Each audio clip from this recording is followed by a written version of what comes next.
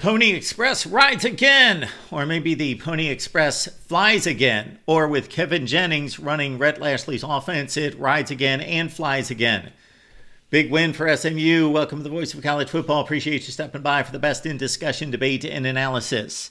Mustangs coming off a 26-point beatdown of Florida State, which is no big deal in 2024. I get it, but they go to Louisville.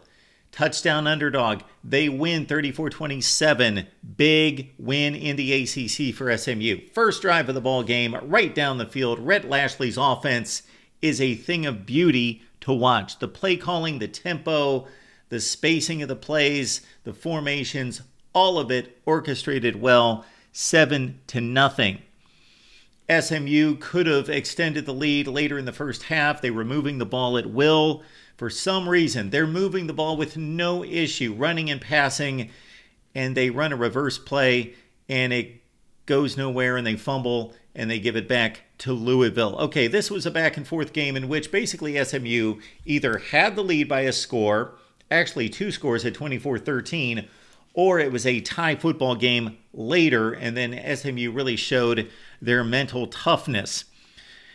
Isaac Brown is a tremendous football player for Louisville. He's a freshman running back, and they would line him up with a fullback in a 21 personnel set and pull the guards and run the lead back in that lead play, and Brown continued to gain yardage with an excellent, again, this was a thing of beauty in watching just football, offensive football against not so great defense, but the defense has actually stepped up in the second half to a certain extent. But Rhett Lashley versus Jeff Brom, two of the best offensive minds and play callers in college football going at it. Brown had a 54-yard play, Colin Lacey a jet sweep, and Donald Chaney the 4th and goal touchdown for Louisville. So they've got quite the array of running backs and wide receivers with the Cardinals to make it a 24-20 game. I had mentioned that they were down by 2 scores in the second half. Again, Kevin Jennings, wow, he is an athlete. I can't believe at this point that Preston Stone was the starting quarterback at SMU last year, who had an excellent season, 28 touchdowns, 6 picks, and led SMU to the best group of 5 finish in college football, regardless of what the College Football Playoff Selection Committee says with Liberty. SMU was the best group of 5 team last year. But now that you watch Kevin Jennings play, my goodness, the arm ability on the run is ridiculous. He is good.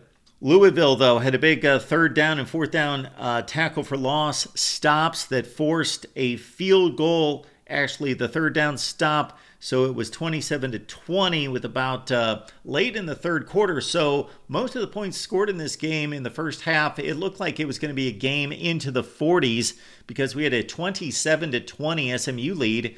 7 minutes still left in the 3rd quarter, but the defenses started to catch up. But they never caught up to Ja'Cory Brooks.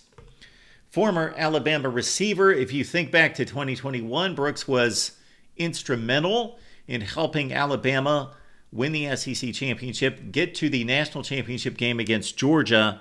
In this game, 3 catches for $121 and 2 touchdowns, including a leaping grab where he outfought the defender for the football and raced all the way for the touchdown to make it a 27-all game with 5 minutes left in the 3rd quarter. So still plenty of football, and we thought we would have a game in the 40s, but only one more touchdown on the board. Even though R.J. Maryland, one of the best tight ends in all of college football and has been for most of his career, 6 catches, 83 yards. He had a ridiculous one-handed catch down the seam that took the football for SMU all the way down to the Louisville 32, but SMU missed the field goal. So we still had a tie ball game at the end of the 3rd quarter. Again, Louisville continued to grind out yardage with the 21 personnel play with the fullback and the lead guards. And Brown had 10 carries for 117 yards in this game. However, SMU stuffed. Louisville had all the momentum at this point. Consider they were down 24-13. So they had outscored Louisville 14-3 to get the tie game at 27. They drove the ball all the way down the field to set up a 4th and 1 at the SMU 19, and they were stuffed with 14 minutes left to play. And from then on, SMU was the better football team. SMU turned that stuff into a field position situation where they got a punt back and then drove the ball 11 plays for 89 yards. And again, Kevin Jennings was remarkable on that drive. Louisville, meanwhile, after the scoring barrage through the first 2.5 quarters, their last 3 possessions resulted on stopped on downs that we just talked about, in scoring position in the red zone, punt, and then on their final gasp, they drove it right down the field, had a 58-yard drive. But on 4th and 17, after a big sack from the 4th and 17 from the SMU 19, Tyler Shook threw his first interception of the game. 22 of 35 for 329 for Tyler Shook. Really good quarterback. Not a great quarterback, but really good 7th-year player, of course, out of Texas Tech and Oregon. And SMU shut it down from there. The Mustangs, the talk of the ACC, 5-1. But that loss was outside the conference to BYU. 2-0 in the ACC, and look at this schedule. There is no Clemson. There is no Miami on the schedule. They go to Stanford next. They go to Duke next. Not discounting those games. They will be slight favorites, I would think, in those games. Maybe in the 6 to 8 range. Then they've got Pitt, and if you look at the rest of the schedule as we're showing there, SMU will be a favorite in most of those games. And they are undefeated at 2-0 with 6 games left in the ACC. Louisville, on the other hand, they lost to Notre Dame. Obviously, that's an out-of-conference loss. They lose 2 straight, but this is their first ACC game. So it's going to be a must-win situation for Louisville in a few weeks when they take on Miami at home. However, before that, don't look past Virginia. Defeated Boston College today to move their record to 4-1. And Virginia is 2-0 in the ACC. Is this going to be simply Clemson and Miami separating themselves from the rest of the ACC as expected based on what we consider to be a talent advantage for those 2 teams?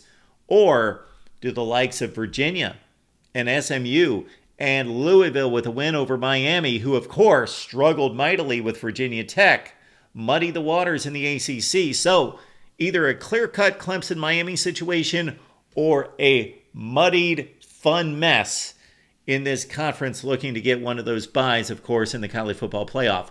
Leave your comments and questions down below as SMU defeats Louisville right here at the Voice of College Football.